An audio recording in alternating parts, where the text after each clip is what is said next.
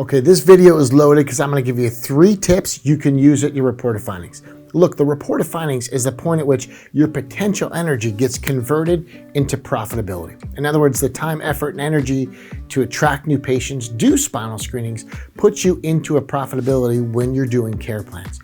Here's what I'm going to give you is 3 different ways to increase your report of findings of people that will say yes. Having said that, I want to let you know we've also extended our personal injury beast camp. It's a virtual PI beast camp. We've extended the registration to November the 3rd. I've had some questions on that. But point number 1, if you're doing a cash report of findings, no insurance, all cash. This is for docs anywhere in the world. One of the most important concepts you got to get across and realize as the doc is confused people don't buy. If I were to say that differently, confused people don't decide. And the way they don't decide is they add time to the sales cycle. So they'll say things like, let me go home and think about it. So what part of this does my insurance cover? Or is this something I can discuss with my spouse and call you back in a couple days? If you're hearing those objections, you just didn't do it right. You need to be clean with your cash patients. You need to use less words, not add more words to it. And please, for the love of God, of creatures, great and small, do not say things like, well, your insurance doesn't cover it, so what I'm going to do is hook you up with a bro deal. And I've literally seen docs do this. The minute you say your insurance doesn't cover it, they're done. So we teach a workshop called The Elements of Closing. We cover this in great detail. In fact, it's over 8 hours of what to say, how to do it, the mechanics of it, even body positioning. You should never sit across from someone when you're doing your report of findings. Never stand over them. You should do it at least side by side or at 90 degrees. Body positioning is really important through this process to take the sting and the feel that it's a sales process and really create buyers. That's important. Point number 2 is when it comes to your care plans after a lecture, after a talk, even things like, corporate spinal screenings. We've been doing a virtual series of lectures and talks. You got to vary your care plans because inevitably people who work together on the same sales team are in the same department, have one manager, they talk about things. And this has plagued our profession for years, but vary your care plans. I like to look at degeneration, spinal decay, and make appropriate recommendations that are different for each patient. And that way, if they wind up talking, it's a good thing. It helps you out, but it isn't something you're afraid of. Be proud of your recommendations. Do it on a scientifically specific basis. And again, whether we're teaching a cash patient through our Elements of Closing workshop or our virtual personal injury, doesn't matter who's paying. My recommendations are the best recommendations. My recommendations get care in a way that the patient benefits from it. So I don't really worry who's paying me. I'm going to tell them what they need. And I think you should do that too. So independent of the payer, independent of the policy, the insurance, tell them what they need. Be a chiropractor and let them know the truth, okay? And then the third thing is when it comes to your report of findings, if you find that you can't help someone or they need some other kind of help in the process, look, I found tumors on x-rays. We've had children with some really crazy issues that are beyond what I do in my practice. Help them in a way at the report of findings that you don't just excuse them, but give them the information, give them the details of the next provider they need. I can't tell you how important this is at a report of findings. If you cannot help them, that you lead them to the next provider or give them a couple of options of other providers. And don't feel like you said no to them. Guide them through the process and say, let me take you down to the front desk and I'll give you the names of information. These are people I trust. You got a foot problem? Here's a podiatrist we like. These are health issues. Here's what's going on. I've even had patients say no to my care plans and I give them the number to the joint. There's a great doc down the street. Go see him. You want to go once a year and get adjusted? That's what they do. Here's the number.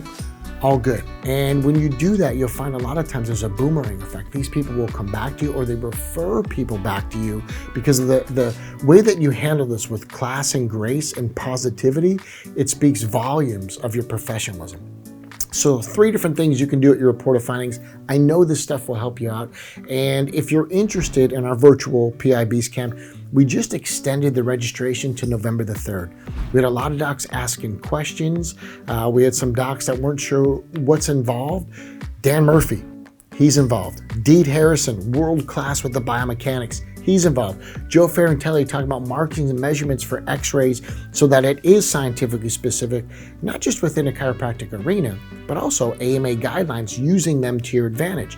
Claudia Onrig teaches pregnancy after a motor vehicle accident and children who are involved in motor vehicle accidents. So whether you've got a pregnant mom, an expectant mom in the car that gets damaged, or a child, how to relate your care plans, again, specifically for child or for mom, in a way that's based on the research. So some really phenomenal stuff. And so you can sleep at night, we have coding and compliance expert, Sam Collins, Dr. Sam Collins, a chiropractor from H.J. Ross. So we put together this world-class lineup. It's virtual, you can view it multiple times, but on November the 3rd, it ends.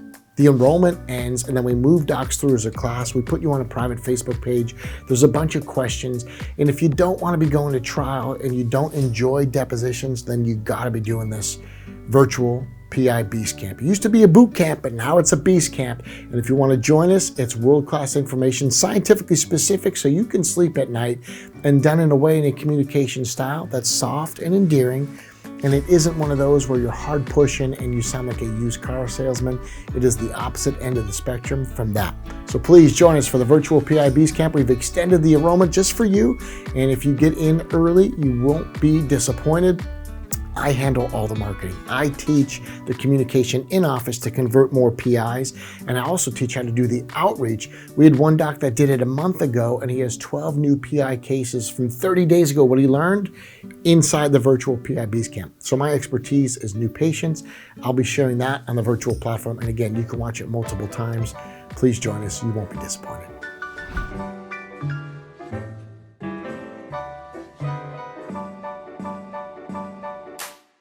Give me an idea of left, right when it would come to like ankle stuff. Where would you expect that to be?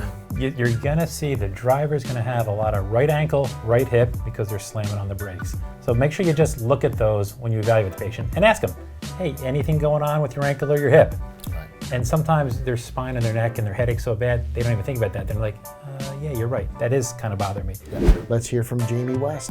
Hey, it's Jamie West, and we have a kind of a problem that we need Glow After Dark to discuss, that we could use guidance on. And so that page there would then go into court. So by doing that templating and basically the way you would do that motion study, it's a clear indication of a subluxation, which I think is super important for chiropractors to know, right? This is an objective way to show subluxations pre-care and then show a reduction in subluxations post-care.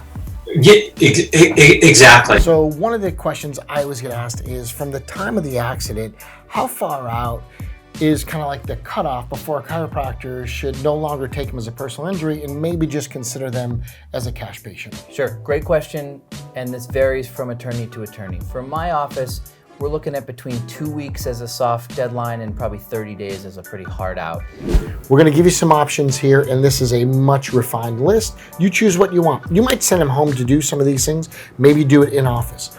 But to understand, if you were to bill 6 codes that were timed procedures, then they would have to be there for 90 minutes. Yeah. I run a high volume practice, Ed runs a high volume practice. Pro athletes, children. And we do some PI. Now again, 100 passive PI plus what we generate, it's a healthy practice. But the way we're gonna teach you to build this, it's dialed in to where it's honest and you can sleep at night. Eric, how's everything? You know, everything's great. Good. It's shocking to get a call from you. It's a nice surprise tonight. So. Right, my pleasure, buddy. So tell me what I can do for you. What was the question? And I don't want to put words in your mouth. How does from the attorney point of view, how should that be documented? You know, if we want to document one thing, but then we were saying something else in the records and